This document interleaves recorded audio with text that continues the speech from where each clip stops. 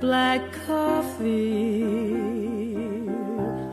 This is the Kavoya Coffee Podcasting Network, coffee people talking to coffee people about coffee and things coffee adjacent.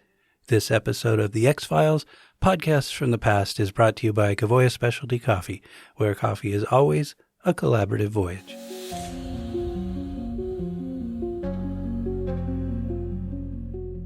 Welcome to The X-Files, Podcasts from the Past with Mark Inman and Todd Mackey.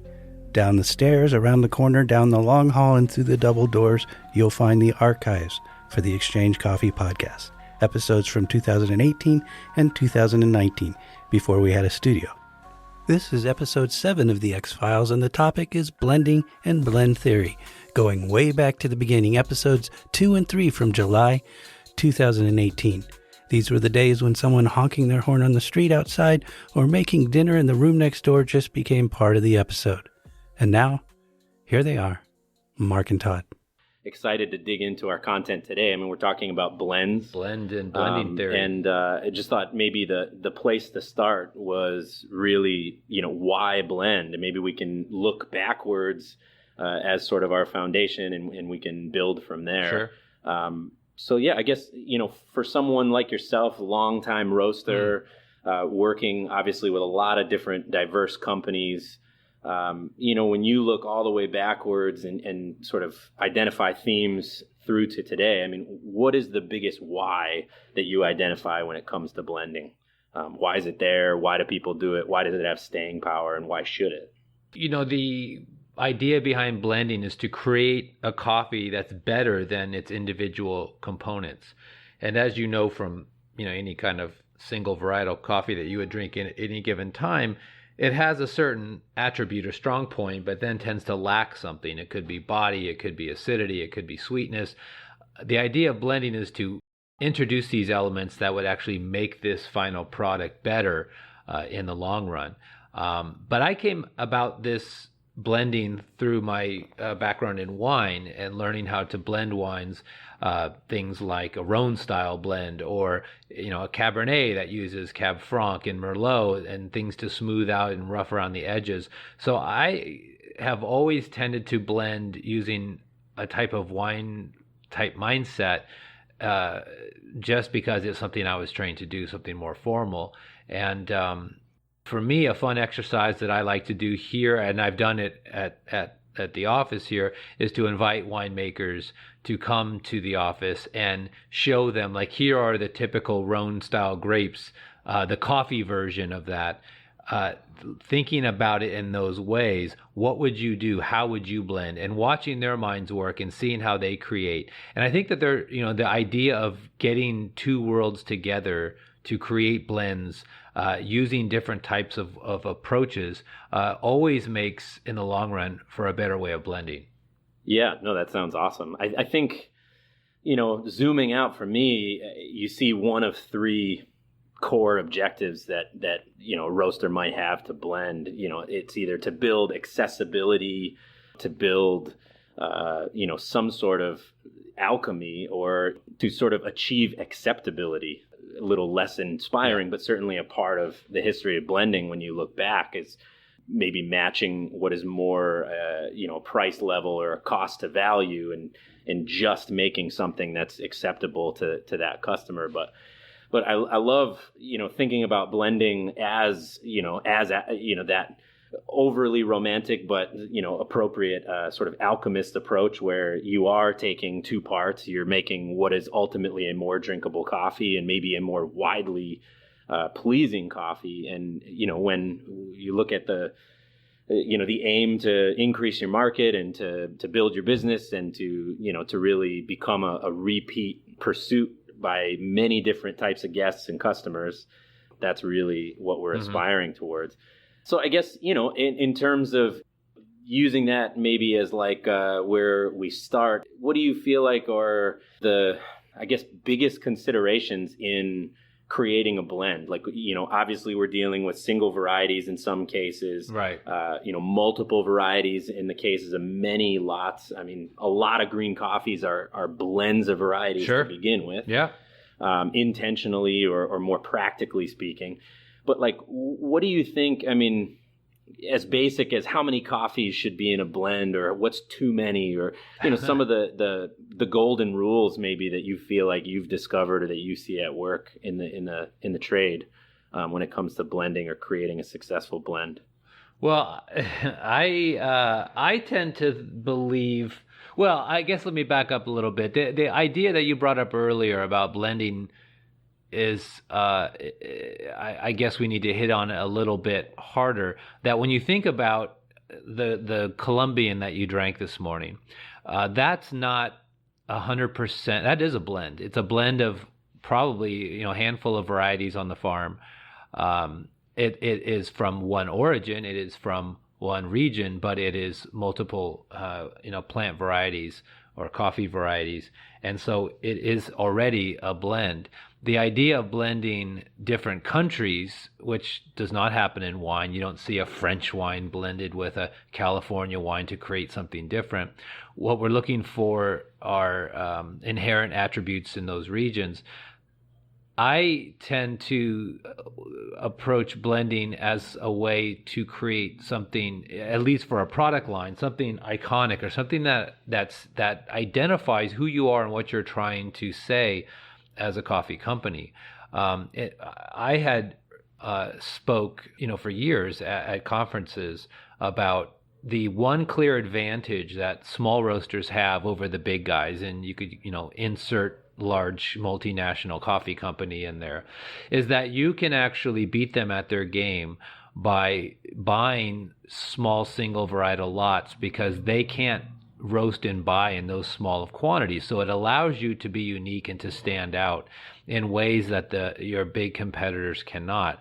And the idea of blending at the time, what I was saying was that the big guys can blend, circles around you, and so you're going to end up losing at that game, and tend to avoid that. And obviously, as I learned more and as time passed, I realized that was a very overly simplistic view of, how you should look at developing a product line, because I think what comes with that is that you also lose your identity. If you're just jumping from one single origin to another single origin, and you're not really, you have nothing that ties things to you, then you tend to get lost in that shuffle as a brand or as a coffee company, because everybody is doing single origins nowadays. So the idea of blending, in my opinion, is to create something iconic, to create something lasting, that your customers end up knowing you for. And I think that that is a very important thing for a company to do. And I think you have to take the idea of creating that blend extremely serious. It can't be, used for other purposes. It can't be about hiding, cheaper coffees or hiding overages or covering up mistakes. This has to, this ultimately is the ultimate representation of who you are as a coffee brand. Yeah. No, to have a cross-seasonal, sort of always present and available, hallmark product, that's, smoothly marketed around core values or your culture or what have you, or ideally everything in, all in between, is clearly wise, right? When so many consumers have this dramatic emotional response to your coffee. Sure. What type of sensory experience they're having, what type of, consuming experience they're having, but they don't necessarily have as much a command of why that might be, or even really, like a confident way to dialogue about the sensory experience they're having, whether they would like to or not, So, I look at these, I think immediately of like a Hairbender or, right, Black Cat, these like very long-standing, iconic blends that have been smoothly marketed, have been, consistent in terms of what they deliver. And, they have fantastic followings of people that buy them faithfully season sure, after season after season. To that point, how much of that do you feel, zooming out and, take this any direction you want, but how much of that is marketing and how much of that is composition? How much Obviously it's a combination, but there's people on both sides that might say, hey, this is smooth marketing. I could throw anything I want in here. Right. But then, we know that's not true. I mean, people take their coffee so serious. I mean, I used to joke, working bar. I mean, you can, pour someone the wrong drink at a bar and comp them, and it's no big deal. If you mess up their coffee, it's like the end of the world, So I guess I'm curious your thoughts, how much of that type of cornerstone blended product approach is the marketing and the presentation, and how much really boils down to the constituents of the blend. I think that marketing is not going to cover up for bad blending or inconsistent blending, especially if you're using that blend as kind of like the dumping ground for coffees that you've bought too much of, or you found it a deal or whatever. But I do think I have a couple thoughts on this. The main thing is that I look at two types of coffee consumers. One is somebody who is like, I want to be dazzled. Show me something great. I'm up for an adventure, and that's the person you can throw a honey coffee at and a natural, and then tomorrow really acidy coffee, and they're always up for some type of adventure. And that is a perfect consumer for single origins or seasonal blends or short run blends. The other type of consumer, which I believe is the bulk of people who eat and drink anything, want something consistent and want something that they can count on and aren't necessarily looking to be challenged every day. If you can imagine, getting up at 5 a.m. and being tired, and it's your quiet time, your kids aren't up yet, and you may have the radio on, and you have that cup of coffee, and it's there to just be a grounding, comforting force. And at that point, you're not like holding a brandy snifter and contemplating your existence. It isn't that type of experience. This is comfort food at its finest. And in that sense, a great blend that you can get year round, something that is consistent and you can count on, it creates a lot of brand and product loyalty for you. And you could apply that to the beer world or to the wine world or to the coffee world. Things that are constant have a very, very strong place in the marketplace. And I don't think you can underestimate that. I mean, as a roaster, when I was messing around with a lot of single origins and not paying as much attention to my blends, I heard that feedback right away from my customers of, look, I like that particular blend and it seems to be moving around. What's going on? And it's because I was buying so much single origin, what I would have that was similar to what was the blend component, I would be sticking in there if I bought too much of it. Now, one step further, what I think is I became much more fascinated by as I went throughout my roasting career were companies like probably the best example, it's a West Coast example, is Grafeo Coffee Roasters in San Francisco. Now, this is an interesting company and probably one of the most fascinating coffee companies that I've come across. That they had a store in North Beach, San Francisco. They had one in Beverly Hills, right off Rodeo Drive, and one in San Rafael. And you go into a Grafeo, and what you see is a marble countertop, a grinder, and 3 trays. And there's nothing being brewed, there's nothing to sample, there's nothing to drink. And when you go in there, the choice is dark, light, and decaf. That's it. And it's the same blend done 3 different ways. And at its core, you think this is too minimalist, it's too much. But the brand has been an icon in San Francisco going back to the 1950s that up until recently, if you had a restaurant in San Francisco, especially in North Beach, more times than not, you were serving Grafeo coffee. And I fell in love with the idea of the simplicity of that model and the elegance of having something honed so right that they only needed to do it that way. And it's similar to like In-N-Out Burger also in California, where it's hamburger, cheeseburger, French fry. That's the menu. There is the secret menu, but there isn't chicken sandwich and the fish sandwich and curly fries, and now we're doing seasoned fries. They don't go off into the absurd. They're keeping it elegant and very clean. And I think there's something really great about that not enough coffee companies have experimented with. I think they will have a blend or two blends, but then they'll have a whole bunch of other coffees in their lineup.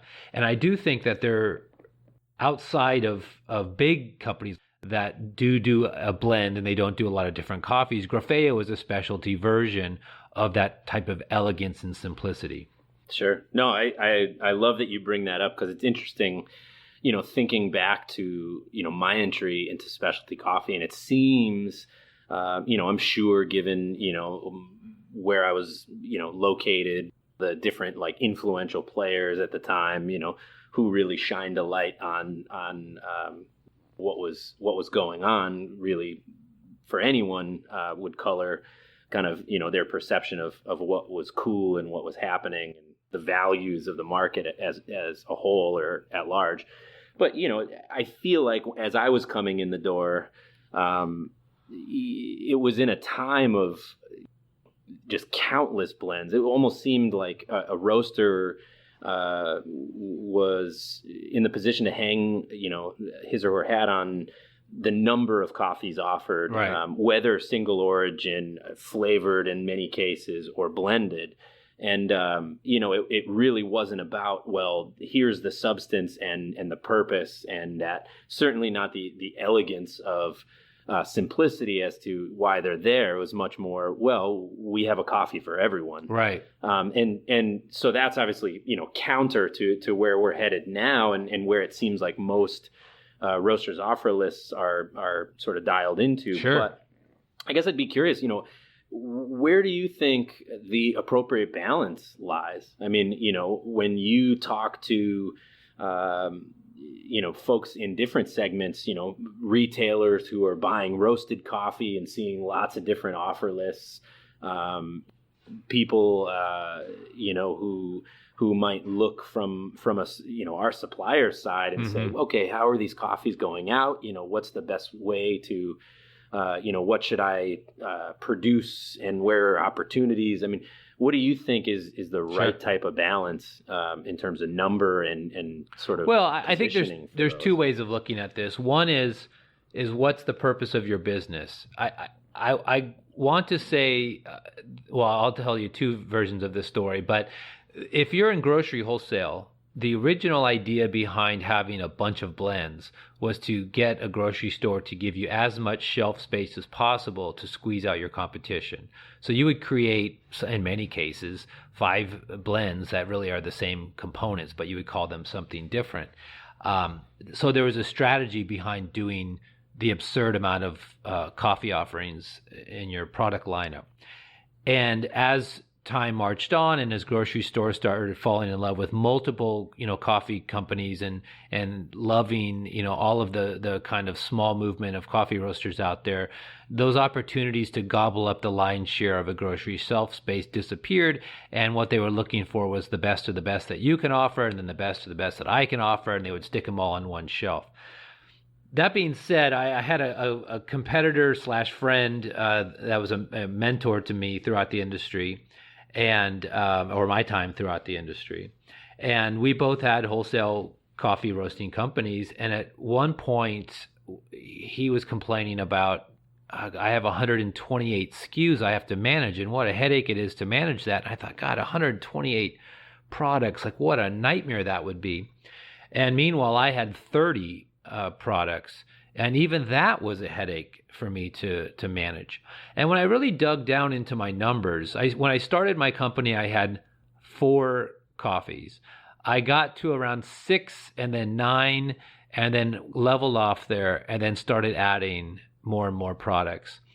And when I looked at the numbers, I could have stuck with between 6 and 9 and done incredibly well. In fact, there are 2 coffees that I had in my lineup that if I only had those 2, I could have made as good of a living as I was making, doing the 30. But I do think for a good rounded out product line, 6 to 9 offerings is plenty. I mean, if you would look at a beer company or a wine company, they're not offering much more than that either. And yes, the world is our oyster, and there's a million, origins available to us, but that doesn't mean all are appropriate for your line or all work or all make sense. So, yeah, I settle on 6 to 9. I don't know. How about you? So 6 to 9 total products, you mean? Yes. Total Yes. products. Including But espresso and a decaf. yeah, and how many of those would you flag as blends? I mean, how many of let's just say you're at the top end, you have 9 products. I mean, how many of those are like LTO, limited time offer coffees that are swapped out seasonally, and how many of those are mainstay blended products? The mainstay blended products would be my decaf, my espresso, and then a lighter blend and a more of a medium to full city blend, and then everything else would be a seasonal offering of some type. Yeah, no, I don't think I fall far from you. I mean, to me, I come from the sort of influx of specialty coffee heads that for a time were like, so intensely anti-blend that I, Right. you're just like completely impractical, totally self-indulgent and completely casting off really that type of experience that you were describing earlier, that, something reliable, something, fundamental as part of each day, which, now as a consumer, even I find myself leaning towards supremely drinkable coffees. Right. Not because I don't want tasting coffees and adventurous coffees, but because, I love that draw, like the cup coming back to your mouth over and over again, just on muscle memory and the want for something, really sweet and balanced and approachable. But yeah, I think, I still land in this very, simple, stripped down type of place where, to me, I think 9 or 10 offers would be at the very top end of what I would want to see, or what I think, you can really, as a small to mid-size specialty roaster, just thinking average sizes, that's really, the top end of where you might want to be in terms of managing inventory. And also like keeping a concise message where you can really put the energy into each, coffee and story, and really properly market and give the right type of attention to each one. In that, I would probably, look to have at the most 2 blends, maybe 3, kind of where you're at. But, I'd be more apt to stick with 1 or 2, just to, to have a coffee that is, completely, again, approachable and also flexible when it comes to brewing, as, someone with a lot of retail experience and, knowing just the challenge and breakdown often of, communicating brewing standards and approach and recipe when you're talking about bratty, edgy, interesting, dynamic, but sort of needy coffees.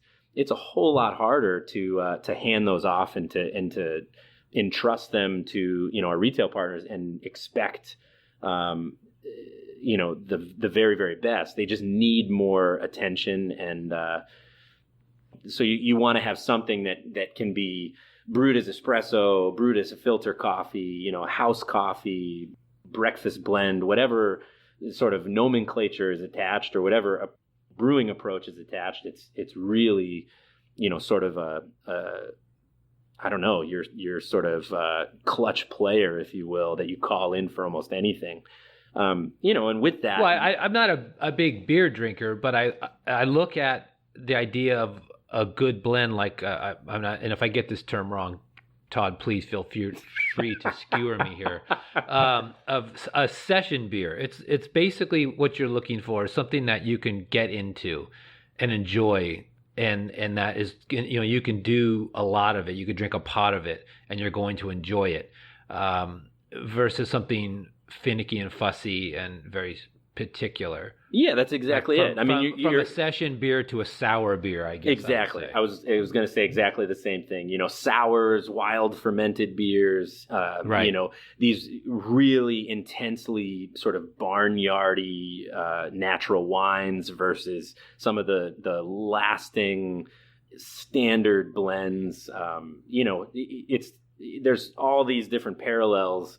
And it's not to take the merits of the wild sort of, again, edgy, really stimulating side of this. It's not to take the merits away. It's more to just say, No. you know, there's more often, you know, the want for that session beer, or, you know, per unit volume, you're certainly going to be moving, selling, supporting, engaging your customers for more of that than you might these really challenging, you know, beers. I love the analogy when you said challenging as an element or description, you know, earlier about grapes and about coffees. You know, I immediately thought about, you know, music, where, you know, you go see Bruce Springsteen and it's just like, yes, like, you know, the guy will play for 4 hours and he's just crushing the backbeat. And then, you know, you see, you know, maybe a more contemporary artist, a Bon Iver, or someone like, you know, who's in a more challenging space. And, you know, you're really stretched even as someone who's on the outside, you know? And I think Right. that's another parallel for, you know, obviously there's a lot of folks coming from music into specialty coffee, and thankfully so. But yeah, I always go back to, you know, 1 to 2 coffees that play this, you know, that play this role specifically blended. You know, whereas I think too, you know, I see more and more, and I certainly am a proponent of this, and make the same suggestion where, you know, there are these larger blended lots that in and of themselves, even though they could be, quote, single origin coffees, they could be single Sure. region coffees, they might even be estate coffees, single farm coffees, and single variety, but they just exude a sort of blended, balanced quality. You know, there is almost a gray area in between where I still think, you know, whereas those might have been blends and sold under, you know, sort of a product titling rather than sold as an origin and or farm or producer, you know, you're seeing a lot more kind of fit into that in between as well. You have a few more seasons in the field than myself. What is, like, give me the 3 things that you've seen as like just the worst, the worst mistakes that can be made when it comes to trying to create a legacy around a blend, right? You got a roaster who's hitting a stride, has a product, let's say, you know, has their marketing lined up, their message is concise, it's right. You know, from a supply standpoint, you know, what are the 3 biggest mistakes that you see? Well, I'll tell you what I've seen. I mean, and I did it to myself in one of the cases was back when we talked about it on the first episode when I was doing organics in the early 90s and they just weren't available, was using a natural Ethiopian organic in a blend that I intended to have year round. And it wasn't available, A, and B, it fell off like a cliff on the second half of the year. And so when the blend was great, it was great. And when it wasn't great, it was not great. And for a customer standpoint, that was a complete disaster. And to the point that this is before I even had the mindset of a blend can be seasonal. It doesn't have to be year round. But using a coffee that is either hard to find year round or has a real strong drop-off point at one point, or blending without the mindset of I need a substitution that is of a like profile on the second half of the season when the coffee drops off, so that there are interchangeable parts to the blend. I think one of the bigger mistakes that roasters make when they're new is, you know, they make a blend and they want to say, oh, the blend is 60% this, 40% that, 30% this. And for me, single origin is about naming the coffee or the farm or the variety. A blend is about naming a profile. And the profile may not have those same ingredients all the time as long as the taste profile stays consistent. So it's going in with that theory. It's the theory that the parts are interchangeable, but the flavor, what the target flavor of this coffee is a constant. How about you? What do you think about that? Yeah, no, I mean, I think I go back to very similar things in terms of, I probably, the sort of lazy inventory management, if I can say that without sounding too aggressive, but, the buying sort of, haphazardly up front with the foresight of eventually having to dump a coffee and, using blends as a way to deal with that, and or kind of taking faithful blend buyers for granted and being overly opportunistic about sort of bottom feeding coffees and trying to just eke out margin, where you might have for years people who are faithfully buying blend X and you're putting coffees into it that fit that sort of, let's call it an avatar type profile that tastes of very specific, consistent notes interseasonally, and maybe the market shifts out of your favor, or maybe you're just sort of you get to a point where your faith and confidence in your customer's discernment is in question, and you start sort of trying to sneak coffees in under the radar, and and while it's often very difficult, I was mentioning earlier, it seems very difficult for sort of a pedestrian coffee consumer or specialty coffee consumer to really describe the experience they're having. I mean, it's still intensely personal and really quite an intimate thing, and you just see this blow up on people, and it's hard to watch. It's right. Whether caused by just a long position on coffees that there's no other way to sort of let go or deal with, or it's more of a sort of a aggressive act, if you will, to sort of to find a bit more room, or to kind of be more opportunistic. But that's the biggest thing to me. I think the other thing is just sort of saturating the list with too many blends, without a doubt, without a reason, without a unique why for each one. Why do I buy this versus this? I mean, we really, the industry has always, and even though it's come so far, it still seems to just need clear indicators, whether the end consumer and or retailers, need clear indicators as to what is this for, right? I think, that's why, I mean, until relatively recently, I mean, a lot of roasters, if not most, would sell, a quote unquote espresso blend, right. Even titled expressly as that, just espresso only, right? Because, right.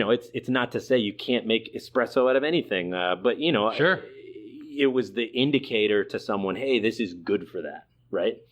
And sometimes if you messed around, you would on a whim brew their espresso blend as a drip brew, and you'd be like, wow, this is actually a really nice drip blend.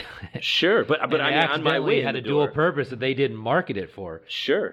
No, but it's interesting because in my first barista gig, my impression was, because of that indicator, was like, oh no, this is for espresso. You can't do that with it. Right. And no right. one told me. So, so flash forward, and it's laughable, it's silly, but I still think that, we undervalue where consumers and even some of our partners in other segments, where they are with relation to that stuff, in terms right. of knowing what to do with something, and then knowing, why it matters to them to fold it into what they're doing.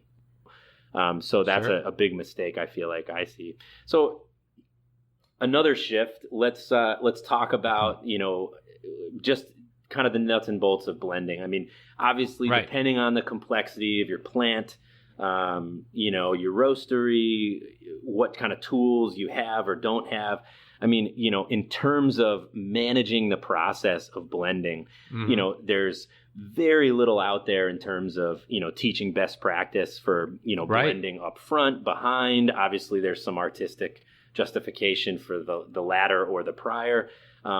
What are the sort of basics that you go over when you're, working with someone who's relatively new? What are your recommendations? Well, I'll tell you, there's a couple areas that I recommend, and it's also how I learned how to blend coffee.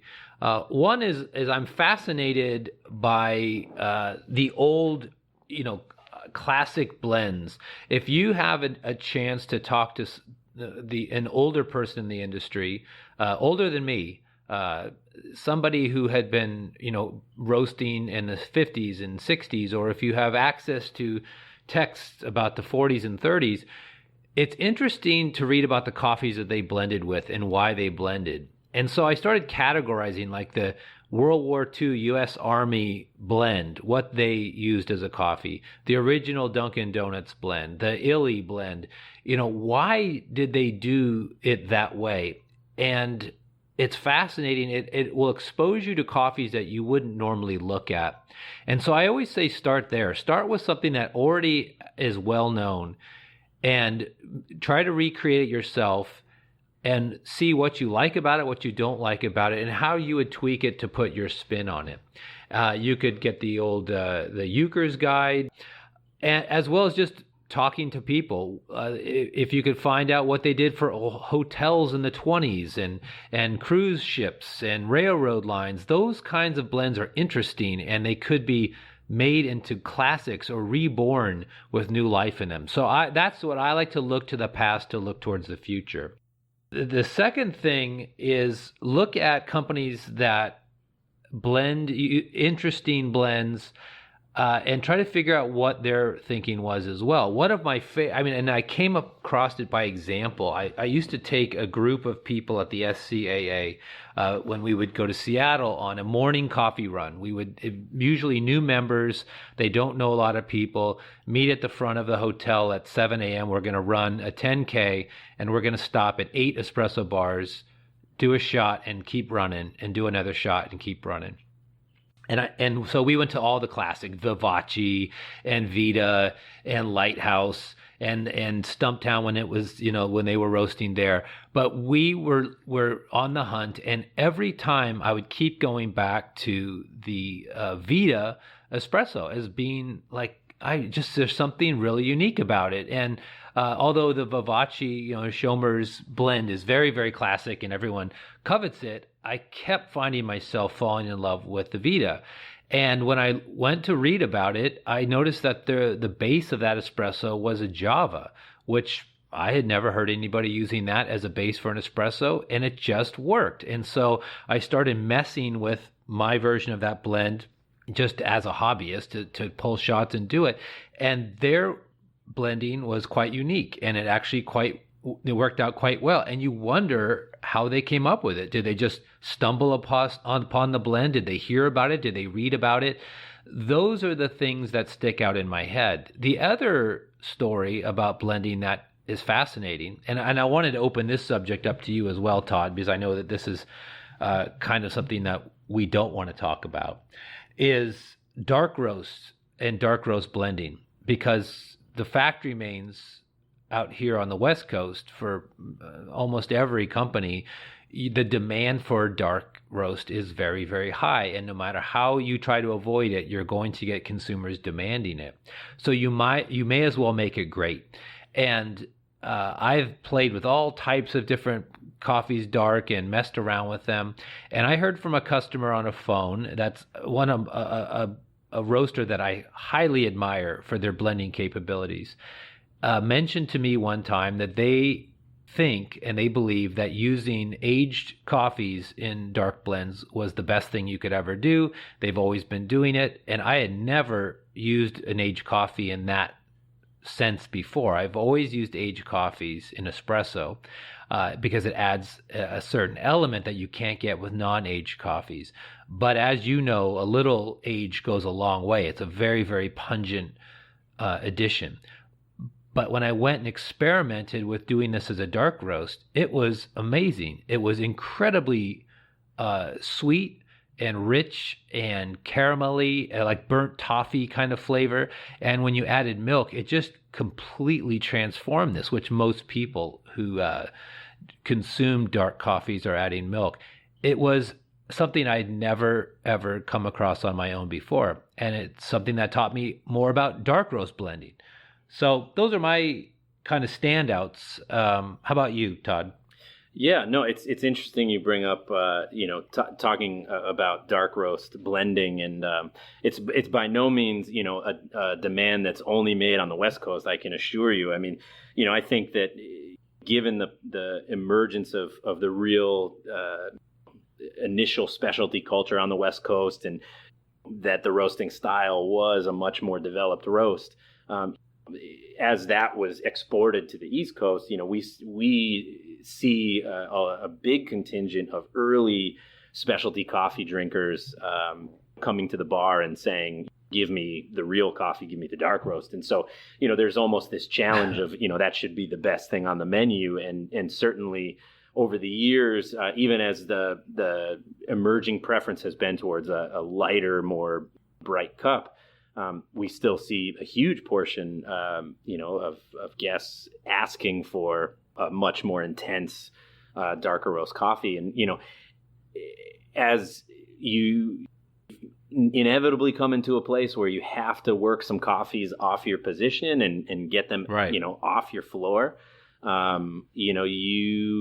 you really, can spend quite dearly in this, part of your offer list, because using great, fresh, bright green coffees with lots of character as a more developed roast is delicious. It's sure. It's something it was interesting. I was cupping a table of coffees, and yesterday, towards the end of the day, really nice 85 point, 86 point micro lots coming from the northwest of Honduras. And, I won't bore you with the details, but, really nice coffees that very few, if any, people will go out and sort of, really develop near or into second crack in their roasting profiles.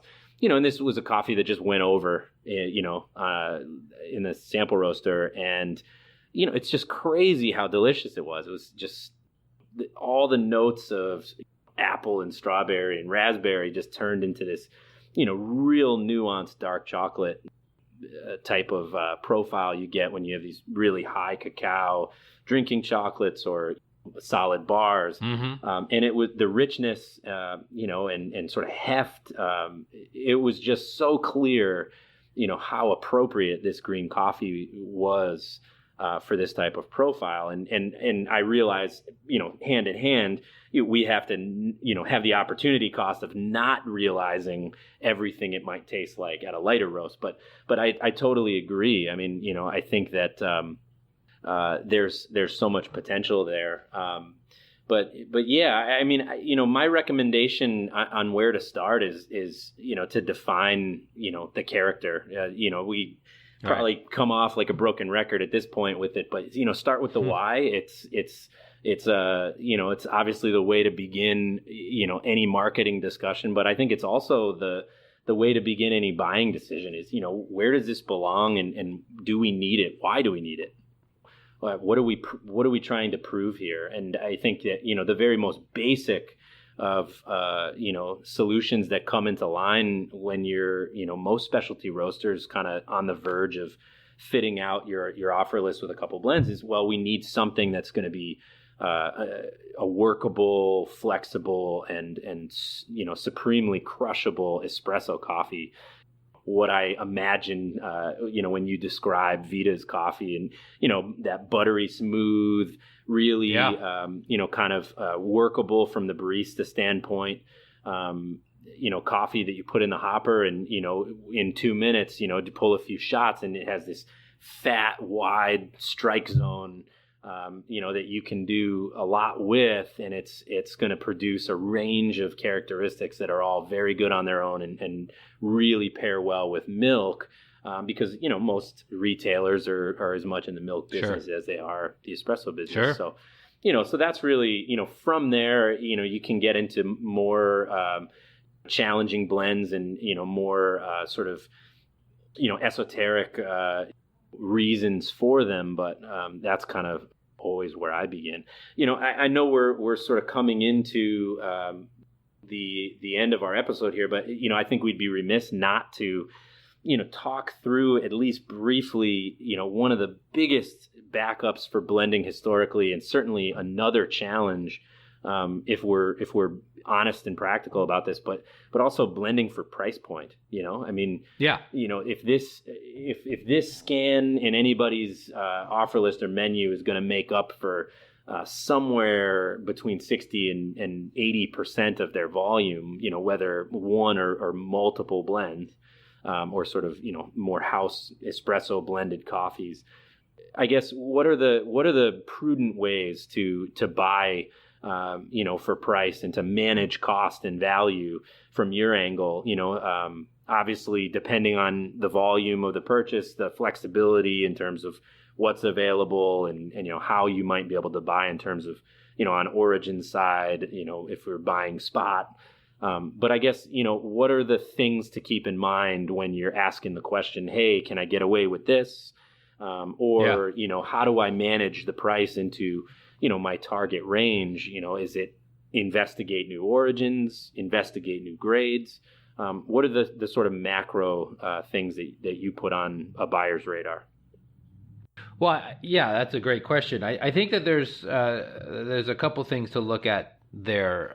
One is that when you're blending, even though we're using the term like blending for price or budget blending, using top end coffees don't always work great in blends. And in fact, sometimes they make them too muddled, too cloudy, too confusing.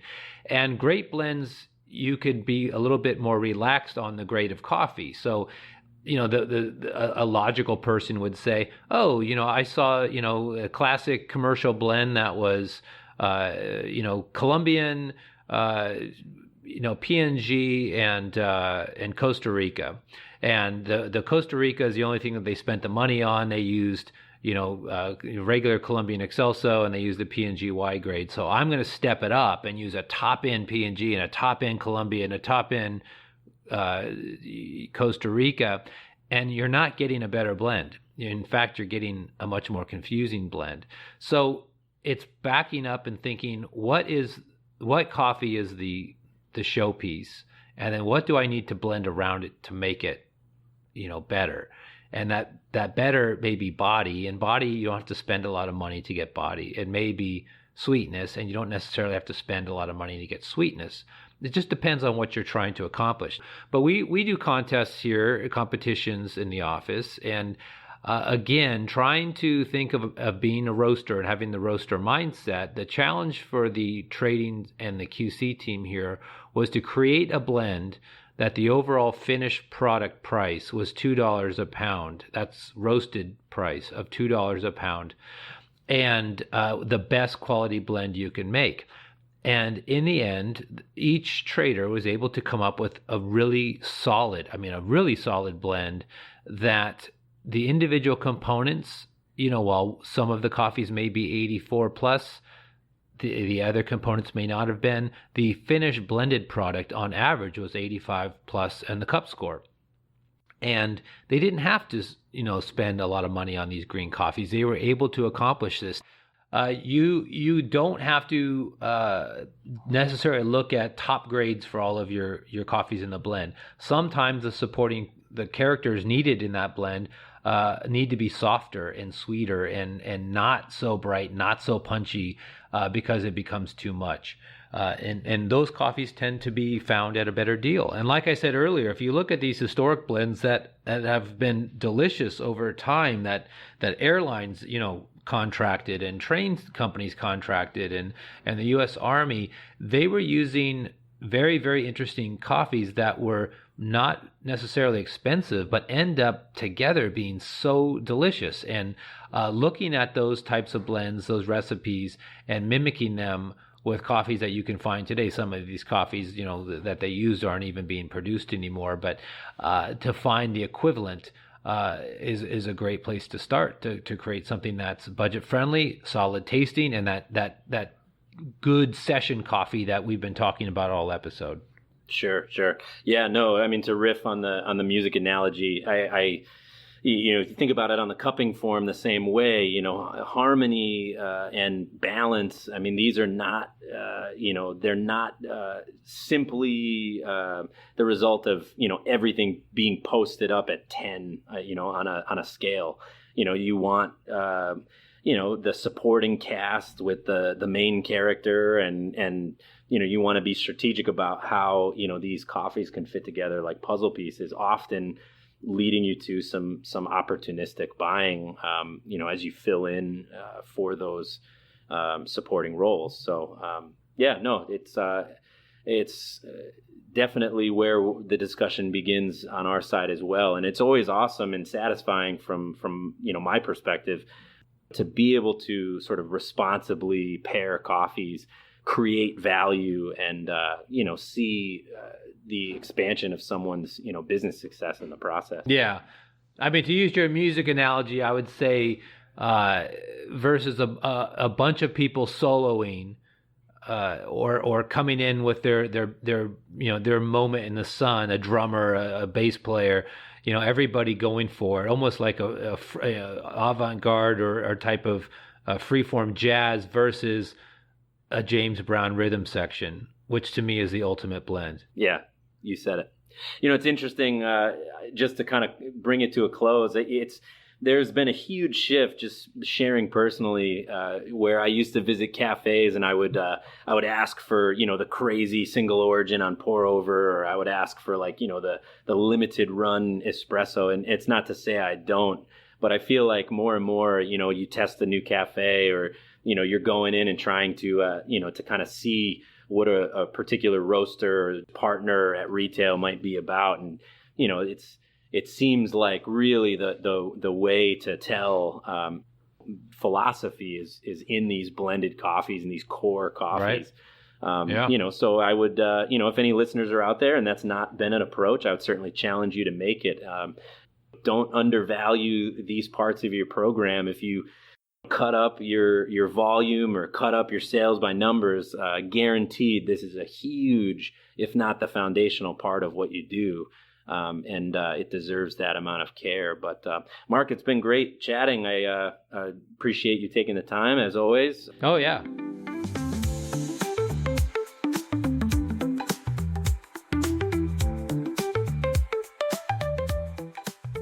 You've been listening to The X-Files, revisiting, rewinding, reworking episodes of the Exchange Coffee podcast from the past, hosted by Mark Inman and Todd Mackey, and produced by me, Mike Ferguson.